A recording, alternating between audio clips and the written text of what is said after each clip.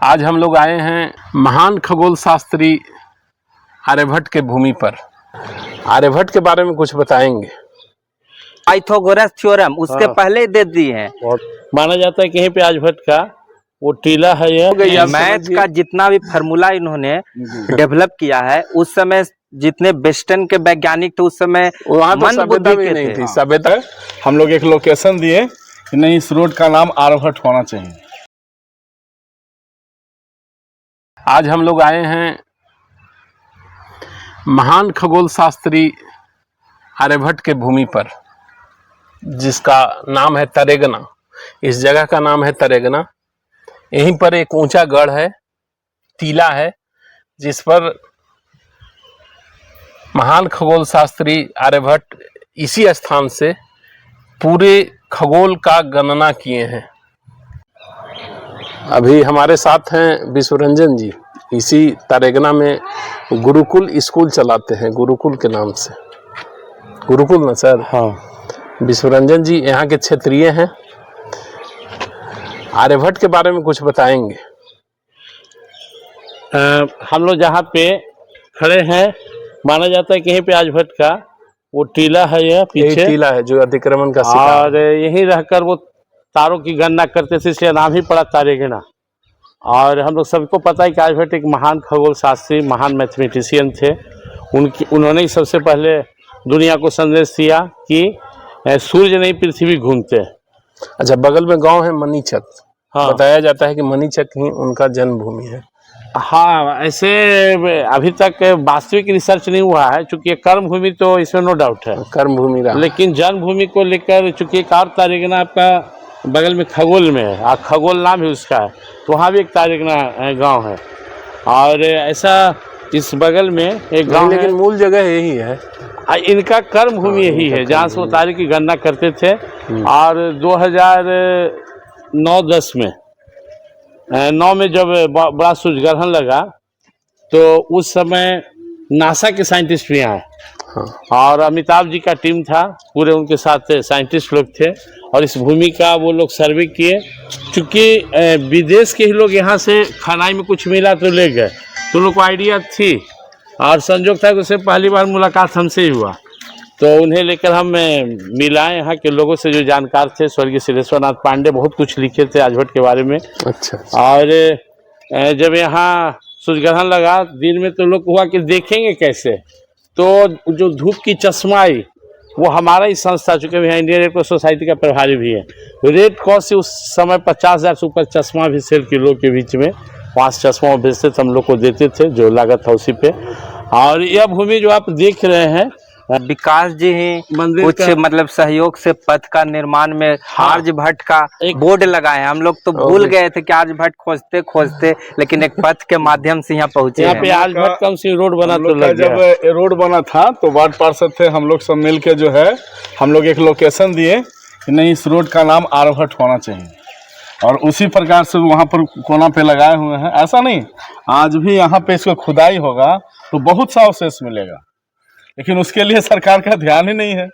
वही 2005 में जो आपका सूर्य ग्रहण लगा था, 2 मिनट 3 मिनट के लिए बिल्कुल दिन में अंधारा हुआ था। उस समय जितने साइंटिस्ट थे इसी लोकेशन में खड़ा होके गिन रहे थे। और आज भी मेरा मानना है कि अगर यहाँ से आके और साइंटिस्ट वगैरह इसको देखे तो आज पूरे खगोल की गणना इस जगह से हो गई है। मैथ का जितना भी फार्मूला इन्होंने डेवलप किया है, उस समय जितने वेस्टर्न के वैज्ञानिक थे उस समय वहाँ तो सभ्यता भी नहीं थी। सभ्यता भी नहीं थी, जंगल झाड़ में रहने वाला उस समय इसका आप कभी सोचिए, इंजीनियरिंग कॉलेज में पढ़ाई होता है उसकी, जैसे नेचुरल नंबर का सम का स्क्वायर होता है, तो उसको इन्होंने उस समय दे दिया संस्कृत भाषा में n × n+1 2n + 1/6। समझिए कितना उस समय इनका, जिसको स्वर्ण काल उस समय था।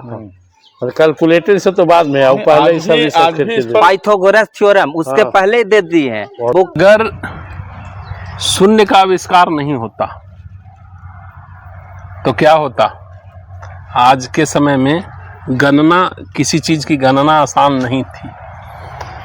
अगर हम काल गणना को नहीं जानते तो गिनती नहीं कर पाते। गणित में जीरो का आविष्कार उन्होंने किया ऐसा नहीं था, गिनती की परंपरा हमारे के यहाँ पहले भी थी, गणना था, लेकिन कलिष्ठ गणना था, उसको सिंबल वैल्यू सिस्टम कहिए, गिनती की परंपरा थी। लेकिन आर्यभट्ट ने जो गणना का आसान आधार दिया, शून्य, उसके बाद गिनती आसान हो गई। हम जो सप्ताह या चंद्र ग्रहण, सूर्य ग्रहण, ये जो वर्तमान समय में हम लोग गिनती का आधार बनाते हैं, ये महान खगोल शास्त्री आर्यभट्ट का देन है। हम मगध की इस भूमि पर ऐसे ऐसे महापुरुष जन्म लिए जिनकी कृति को हम लोग याद करते हैं और जीवन जीना आसान उन्होंने किया। आर्यभट्ट का, इनका महान पुस्तक आर्यभट्टिया, इसमें इसका वर्णन है।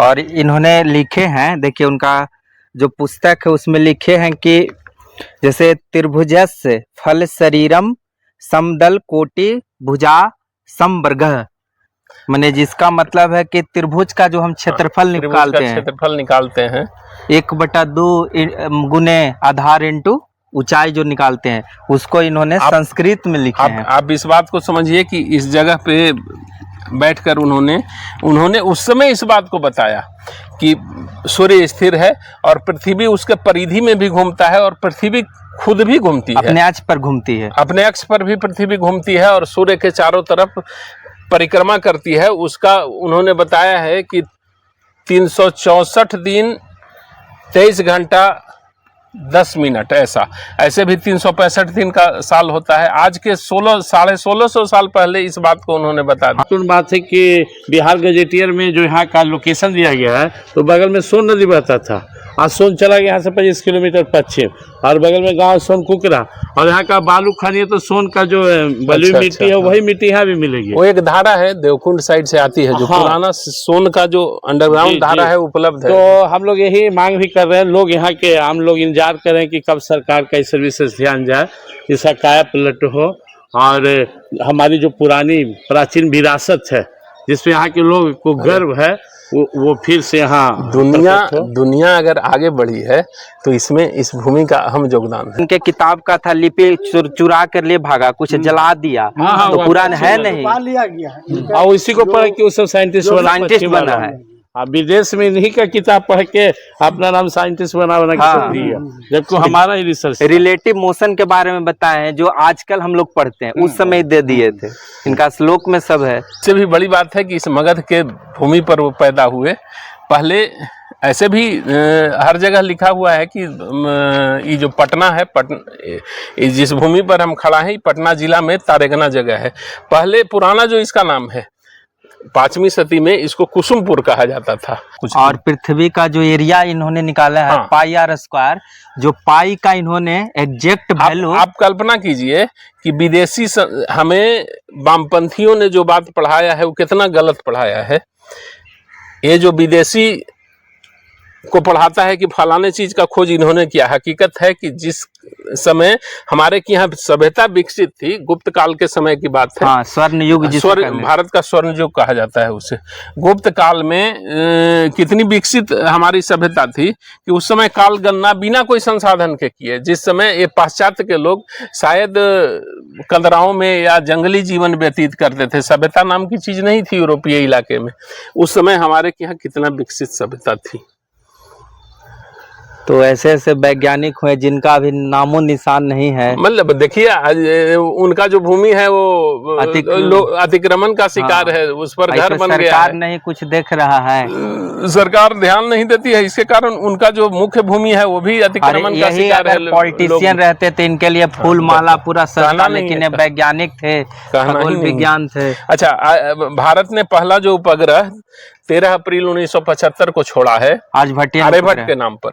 पहला उपग्रह जो छोड़ा गया है भारत के द्वारा वो आर्यभट्ट के नाम पर छोड़ा गया है। तो ऐसे बड़ी बात है। आर्यभट्ट के नाम पर बहुत सा चीज है, लेकिन आर्यभट्ट की अपनी भूमि उपेक्षित है। ये अच्छी बात नहीं है। एक चीज मिलता है हम लोग को देखने के लिए कि उनका एक पगडंडी है, उस पे लिखा हुआ केवल है, सब लोग बोर्ड लगा हुआ था केवल। सब लोग यहाँ के स्थानीय लोग बताते हैं कि इस भूमि पर खुदाई होती है तो बहुत सा चीज मिलता है। अगर उनके गढ़ का खुदाई किया जाए तो उसमें भी बहुत कुछ मिलेगा।